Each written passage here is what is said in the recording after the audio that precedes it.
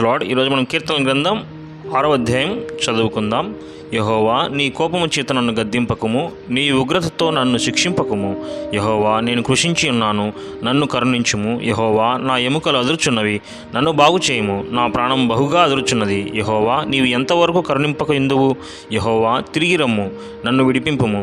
నీ కృపను బట్టి నన్ను రక్షించుము. మరణమైన వారికి నిన్ను గూర్చిన జ్ఞాపకము లేదు. పాతాళంలో ఎవరు నీకు కృతజ్ఞతాస్తుతులు చెల్లించుదురు? నేను మూలుగుచు అలసి ఉన్నాను. ప్రతి రాత్రియు కన్నీరు విడిచుచు నా పరుపు తేలజేయుచున్నాను. నా కన్నీళ్ల చేత నా పడక కొట్టుకుని పోవచ్చున్నది. విచారము చేత నా కన్నులు గుంటలు పడుచున్నవి. నాకు బాధ కలిగించు వారి చేత అవి చివికి ఉన్నవి. యెహోవా నా రోదన ధ్వని విని ఉన్నాడు. పాపము చేయువారులారా, మీరందరూ నా యుద్ధ నుండి తొలగిపోవుడి. యెహోవా నా విన్నపము ఆలకించి ఉన్నాడు. యెహోవా నా ప్రార్థన అంగీకరించును. నా శత్రువులందరూ సిగ్గుపడి బహుగా అదురుచున్నారు. వారు ఆకస్మికంగా సిగ్గుపడి వెనుకకు మల్లుదురు. Praise the Lord. ఆమేన్. దేవుని యొక్క వాక్యం దీవించును గాక.